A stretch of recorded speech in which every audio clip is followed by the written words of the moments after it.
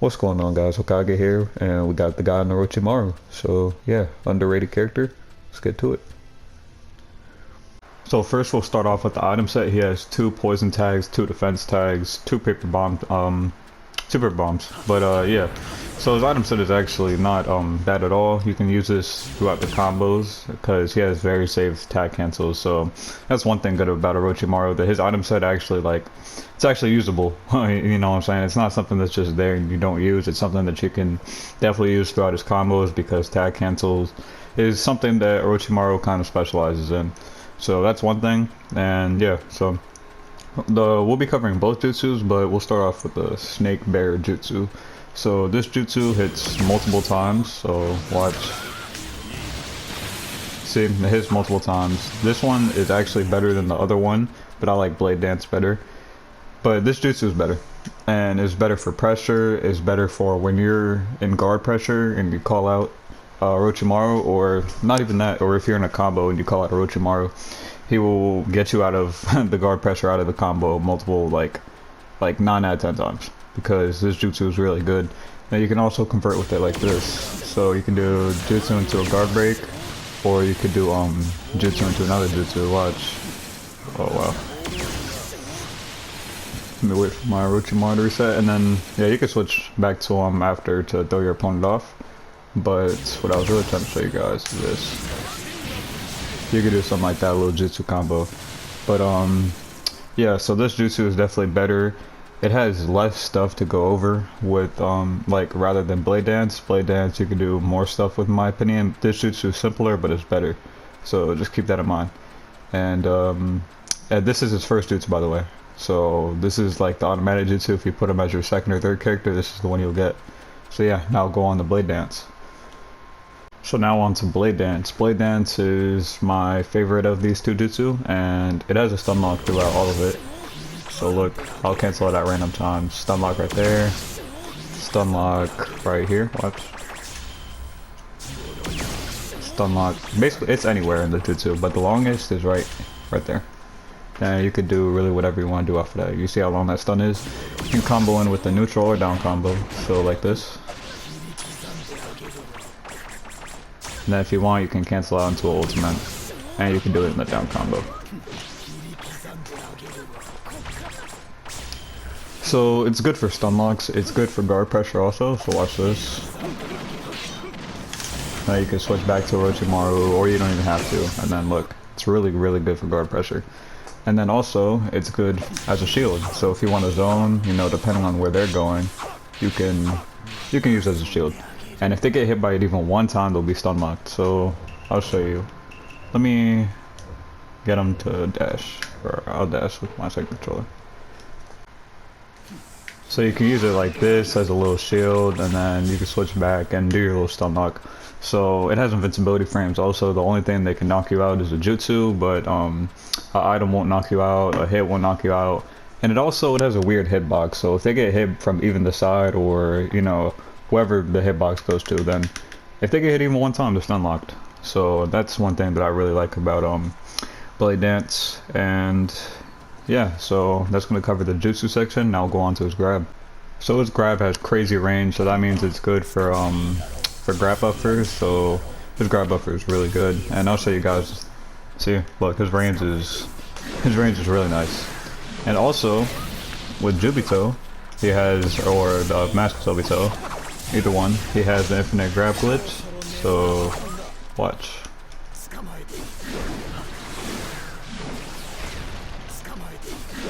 See? So yeah, you can do something like that. Can you do a guard pick though? Yeah, you can. So yeah, those are some things you could do with that little infinite grab thing. You just need Master Sobito or Jubito. I just decided to include it in because I put it in my Kisame guide. So yeah, with the Orochimaru, it looks really funny. I don't know why it's in the game, but anyways, now let's go on to his tilt. So first we got the tilt stun lock. Doesn't matter which hits miss as long as you get that third one to hit. So watch. And then you animate the last hit, and yeah, they're stun locked for that long. I'll also show another one or another two that you can do that I already made a video on it, but I'll include anyways, so go ahead and watch these. Watch like this. So I was right when I came up with the theory of hitting circle again and then switching. We still on? Yeah.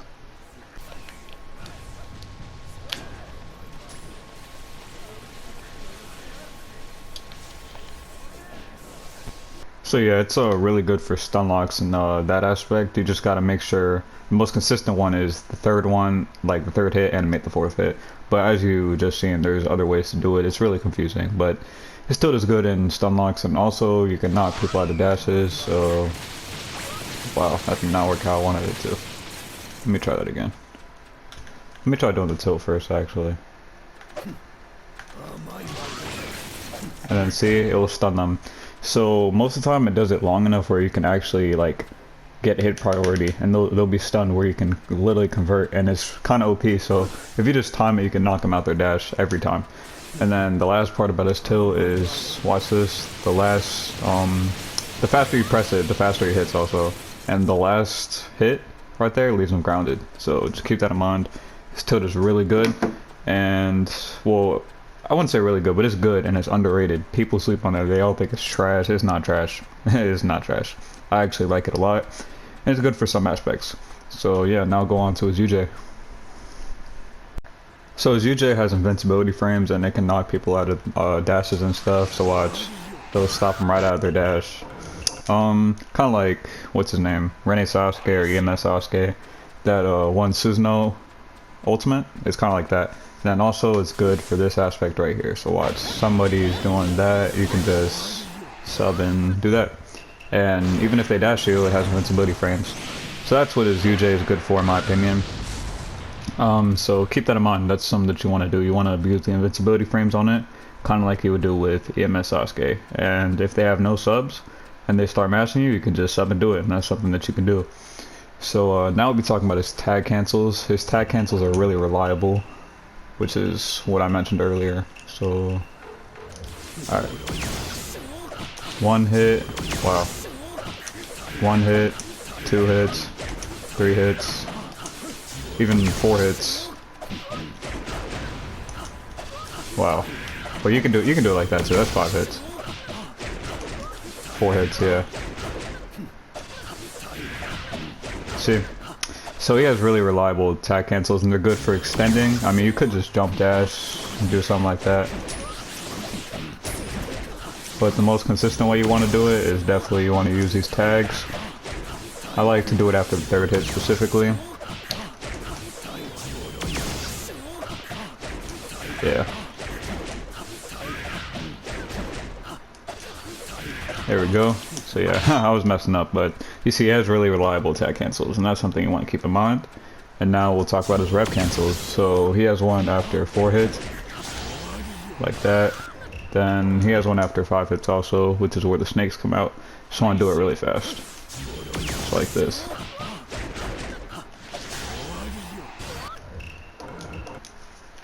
So easy Rev Cancels, and here's a little combo you can do. You can do something like, yep, something like that. So he doesn't have any S3 cancels, unfortunately, but he does have an extended stun, which is what I'm about to talk about in a second, and he has those Rev Cancels, so that's something you can keep in mind. And but before we go to the extended stun, let's talk about the guard pressure real quick, which is what Orochimaru specializes in. So yeah. So for his guard pressure, you could do 2 hits, Chakra Dash, Chakra Kunai, switch, get some ash. You can do that for 3 hits also, mess it up. And full up combo. You can do it really anywhere. But the most consistent way of Orochimaru's guard pressure, and the most like cracked way to do it, if you do this right, they can't even counterattack through it if you do it perfectly. Just like that. You want to do the full up combo, dash, switch. And it's so consistent, some of the best guard pressure in the game. You can tilt at some point in this combo, but a lot of people don't even take the risk of doing that, so that's something you can keep in mind. And then he has the extended stun right here in this neutral combo, and this when the snakes come out, so you can do whatever from there. You could switch, do ultimate, And the timing is not strict at all, so that's something that you can keep in mind. It's not strict whatsoever. And next we have this little troll that you can do with Orochimaru. It's kind of funny.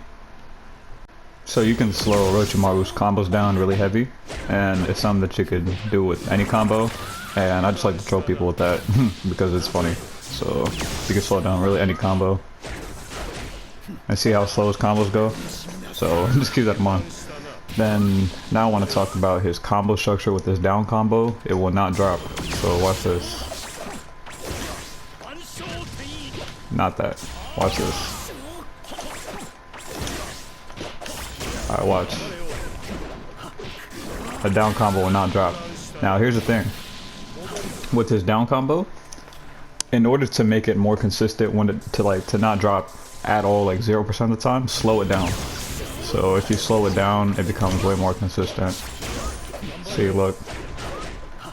And then watch. I'll hit him all the way over here. So sometimes, if you don't slow it down, it will drop at the beginning. But if you slow it down, it's really consistent with the down combo. So just keep that in mind. That's something that you want to do.